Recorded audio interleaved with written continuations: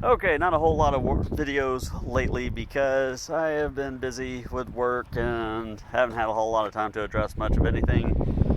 But this is something that I've wanted to do for a little while. A lot of my videos, the emphasis is on, our wind turbines and that kind of thing.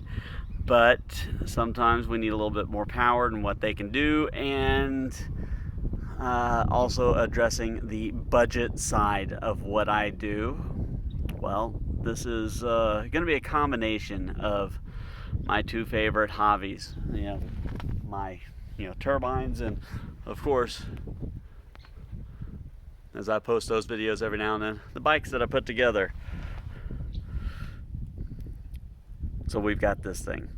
I found this on my way to work this morning. This guy was selling this thing for, I can't remember how much, bought it for 50 bucks.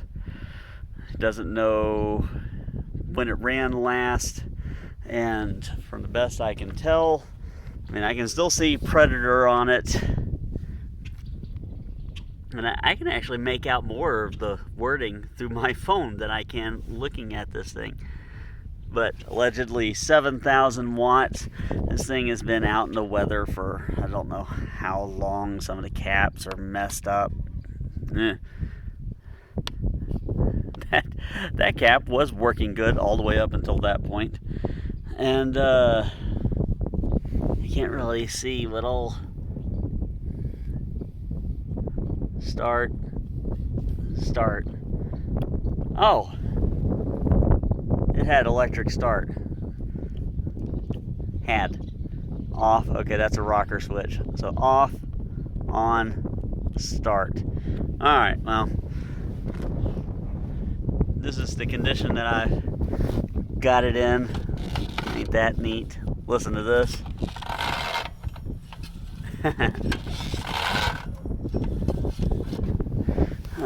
Carburetors all taken apart. Good stuff. All the valves seized. Can't turn the valve on.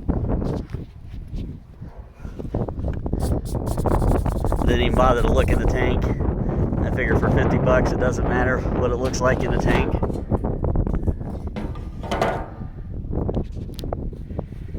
It's not immediately awful. Oh, that's not rust. There's amber on the inside, which means that there's no rust. Sorry, I didn't get that on.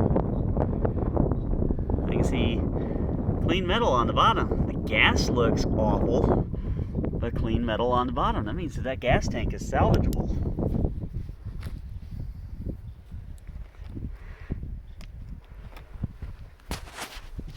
Covered in rust all around. Spark arrestor's all rusted off. Who knows if it makes power, but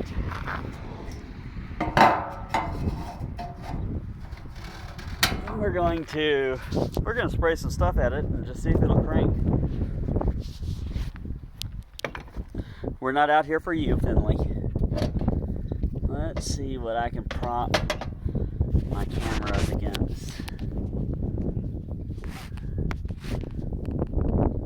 That might work. Nah, that ain't working.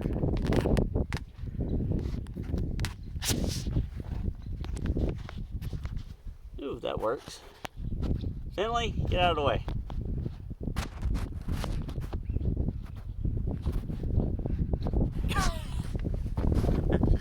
Let's try this side. Man, where's my tripod when I need it? We'll put it on the ground. This'll work. Oh, the most reliable of camera holders, the dirt.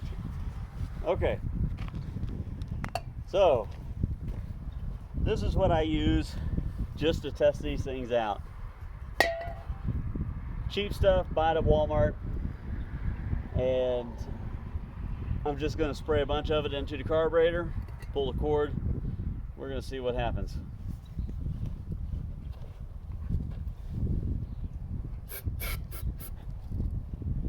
choke. Oh, nope, carburetor seized too. That's interesting. So can't open the carburetor. We'll just see if it'll suck enough in there. All right. Let's see what happens.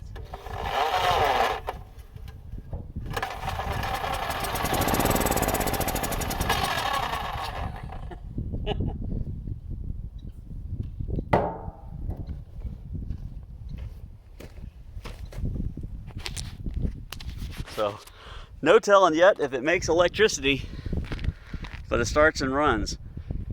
So, the whole point of this is going to be sometimes you're going to have a real backup that will do more than what a little turbine can do.